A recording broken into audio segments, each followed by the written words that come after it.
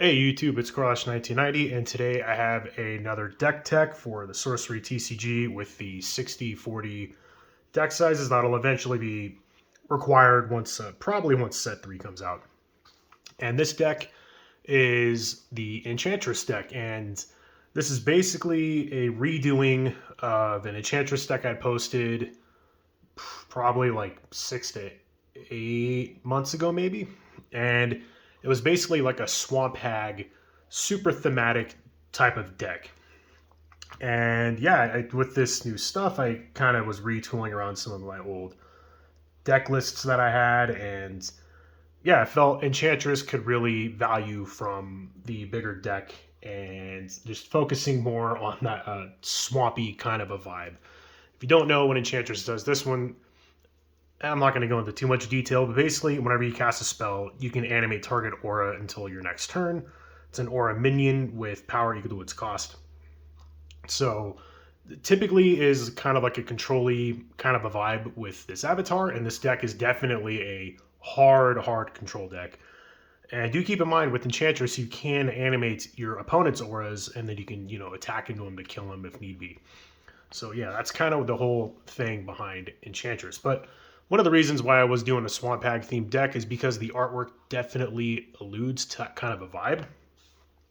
Someone in the Team Covenant Discord had given it the name, was it like the Shrek Get Off My Swamp deck, and I thought that was very fitting. So kudos to that individual that did that. So I'll start off with the Atlas as usual. It is a water earth deck, so you have 3 of the dual lands for that. And again, the sites aren't super key. A lot of the stuff I am running just for pure theme and flavor. This whole deck is nothing but just thematic flavor goodness. So if you're looking for something that's like more on the competitive side or whatnot, probably not the deck for you, just as a heads up. So yeah, we display some good earth sites. Since this is a control deck, we do want some life gain. So Pillar of Zeros is good. Being able to move sites around with Rift Valley is great. Quagmire definitely fits the vibe we're going with, and that also is just like straight up a swamp too. So it's great on artwork wise and just what it actually does. Makes everything nearby immobile. So yeah, nearby sites. And then again, Gnome Hollows does kind of a similar thing. It creates like a roadblock situation so bigger things can't enter it. And again, with the life gain, we have Holy Ground. All pretty just straightforward. Maelstrom is just kind of in here because I needed some water sites. Floodplain can make stuff into water sites, though this deck doesn't necessarily care about water sites too much. Same with like Undertow. Iceberg can make stuff not surface or submerge nearby, so that can be kind of cool. Then we just run a crap ton of rivers. This deck is pretty water heavy, I would say. So rivers are great, plus swamps have rivers, and its ability is also pretty good. And then for the neutral kind of sites that we have, Great Walls is good again for the roadblock. Crossroads, I literally run max copies of this in every single deck I have. And then to further fill out the theme of the deck, again, I need to work better on my lighting. It's like reflecting my my phone straight onto the card. But Mudflow has a very kind of swampy vibe to it. But it says at the start of your turn, surface or unburrow each minion occupying target nearby site. I don't really know how key that is. Thematic wise, it fits pretty well, I would say. So that is the Atlas. Nothing too crazy, nothing really techy, outside of just running art that I think fits the vibe of the deck. And now for the actual spellbook, I have it separated into 3 categories. I have the Swamp Monstery Goodness, that is this pile. This pile, which is pretty light for an Enchantress deck, but it's all the auras that we want to animate. And then this stack is all of the disabling stuff that we have. Walking through swamps is, as you can tell, probably not the easiest thing to do. It's pretty debilitating. And I basically am running everything I can that has either disable or makes stuff lose its abilities or like weakens them. So I'll start off with the auras and just kind of get that out of the way. Two abundance. It's a 5-cost aura, so it can be a 5-power minion. Also doubles all the mana that's provided underneath the sites under the sites that are underneath it. Wow. And then Rest in Peace is another just 5-cost aura, and it makes spirit and undead stuff burrowed. So spirits and undead don't want to enter it. Not that you really care. And then finally, we have 4 Wall of Ice. Again, it fits that roadblock kind of a strategy that we're going with too. But you can animate it for a 2-power minion if you so need to. But ideally, this is what you're going to be animating. But again, the deck isn't super reliant on this as like your win con. Just, we run these because we are running Enchantress, so might as well, right? Next, I'll go into all of the disable cards and debilitating stuff. So Stone Gorgons is great for that exactly. It's a 5-cost, 3-power minion, and other minions that rest at adjacent locations are disabled. So it's pretty annoying, to say the least. And a lot of these cards too fit the like swampy kind of a vibe that's going on. There's lots of frogs and snakes and lizards and crap in this deck. So we're also playing Root Spider, 3-cost, 2-power. It has burrowing, so just kind of be cognizant of where you're putting your like anti-burrowing kind of locations and stuff into play. And then while this is burrowed, minions directly above it are disabled, so more disabled goodness. A card that I really love that I don't play as much as I probably should is Broadening Nag Bullfrog. It also has one of the funnest names the first set too. 3-cost, 3-power, and in Genesis, it swallows another minion here, and it carries it disabled in its belly until it leaves the realm. So it's kind of like pseudo removal, but it's basically just a big bullfrog that eats something. Next, we have the Tringe. Yeah, I don't know how to pronounce that, but it's just a snake. 4-cost, 3-power, and it has tap, and it may take a step. Then it constricts and disables target minion at its location. At the start of your next turn, if the minion remains constricted, it dies, and this doesn't untap during your next untap step. So it's more kind of disabling stuff, kind of similar to Broadening Nab Bullfrog. It doesn't rely on your opponent playing on, or your opponent being on your site. It can move to one of them. Next, I have 4 Entangling Terrain. It is an aura. And originally, when I was playing it wrong, I was animating this and attacking with it. You can't because it will immobile itself, and immobile means you can't take the basic actions. So this is just in here to slow crap down. That's kind of the theme of the deck, and walking through a swamp is not the easiest thing. Tangling Terrain is great for that. We got 4 Sleep. Again, 2-cost, target minion at a location up to 2 steps away falls asleep. It's disabled until it takes damage, so fitting the disabling theme. It's also good to pseudo removal for the time being too. Not always your opponent can like do damage to their own stuff, like Desert or Violimp or whatever. So pretty good. We have 3 Iron Shackles. It's a 3-cost relic, and it can be conjured to target enemy minion. And the bearer is disabled, so you literally just give them Iron Shackles. And that's pretty much it for all of the disabling stuff. I'll kind of just stack that over there. Next are the cards that take away abilities. So Silence.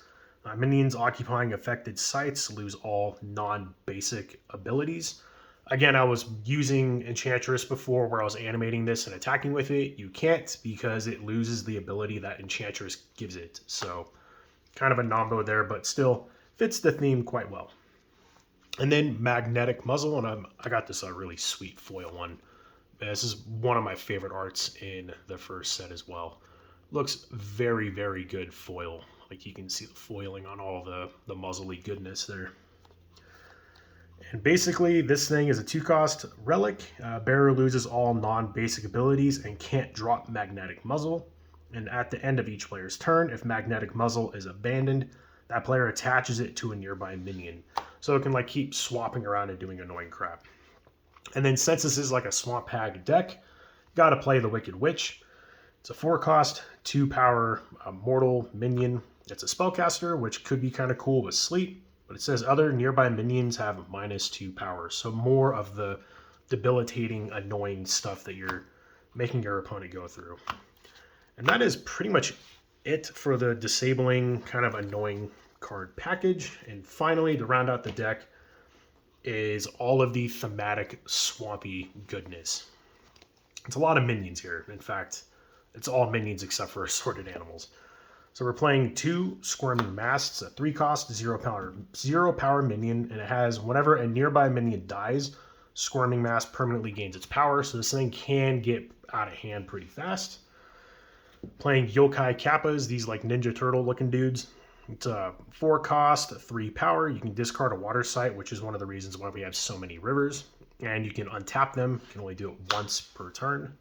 So you can kind of double attack opponent's sites with it. Next, we got Fellbog Frogman, another fun name to say. And a buddy of mine gave me a foil one. So I'm quite happy to have this foil frog and actually using it in a deck again. And they're not bad either. This 2-cost, 2-power minion. And it can leap entirely over an adjacent site in 1 step. So basically, it moves really fast. Great card. It's a good like aggro-y kind of a rush card to your opponent's avatar. Next, we have a 3 Bridge Troll. Again, this is just like swampy vibes all over, and there are definitely bridge trolls in swamps. And it's also just kind of like a cool card that doesn't really see a lot of play because it makes it doesn't really get to do what it wants to do all the time, I guess. But I'm glad I have a home for it. It's a 4-cost, 3 power, and whenever an enemy attacks Bridge Troll, they must spend all of their remaining mana to give to you on your next turn. So obviously your opponent is going to try and use as much of their mana as possible before attacking this, which, could make them play things out of order. That's very fringe, but still. Being able to have a home for Bridge Troll, I am quite happy with it. So we're playing a swamp deck. We are obviously running 4 Swamp Buffaloes, and I do have some like sweet foil Swamp Buffaloes too. It's a very straightforward minion though. This 1-cost, 2 power. That's pretty much all it is. This deck being a control deck, it does have a surprisingly large amount of cheap, efficient minions in it too. Speaking of which, we are also running 4 Wild Boar. Same exact thing as Swamp Buffalo, but it's an earth card instead of water. So 1-cost, 2 power minion. Nothing, fancy or crazy there. And then to round out the minions, we're also running 4 Muck Lampreys. So again, Muck Lampreys, of course, this is going into my swamp theme deck. 2-cost, 2 power. It has burrowing and submerge. Again, just make sure you're cognizant of where you're playing your anti-submerge burrowing sites for stuff like this. I don't really find myself burrowing or submerging it all that often. It's just a 2-power or 2-cost, 2-power minion. And to round the deck out, we are also playing 2 assorted animals. Again, it looks kind of like a foresty swamp setting. It's got a bunch of critters and stuff. This whole deck is nothing but critters, so it's obviously really good in here. I'm saying critters, but there's a lot of beast minions in here. So this card costs X. It's a 2 Earth Threshold. You search your spellbook for different beasts with combined mana cost of X or less, reveal them, and put them in your hand, shuffle your spellbook. So this can get you a crap ton of cards, like a lot. There's so many beasts in here. And like late game, this just refills the living crap out of your hand. And it is one of the better cards in here. So like these are all of the beasts, like different beasts that you could search up with this, keeping in mind the mana costs and combining them and all that stuff. So you're not going to be searching this whole stack out, but still. But yeah, that is my Swamp Hag, or like my Shrek get out of my swamp deck. This deck is great. I've played a few games with it, and it's been a blast. It has been an absolute blast every time I played it. It's not the most powerful deck out there, but it's definitely not weak. It's very irritating to play against. It's enough of a debilitating deck where it does what it wants to do, but it also doesn't fully just prevent your opponent from playing the game and not having fun. It makes them jump through a lot of hoops, though, that's for sure. So anyway, that is the deck tech. I have a couple more videos in mind for the rest of the week. And again, this is focusing on the 60/40 deck. Man, this feels like I'm holding an EDH deck for Magic. Speaking of which, I will have an EDH themed Pathfinder deck next, so stay tuned for that for tomorrow. And yeah, before I just go rambling on and saying nothing, make sure to like, comment, subscribe, and stay tuned for more flavorful, very casual kitchen table based sorcery TCG deck techs. Catch you all later. See ya.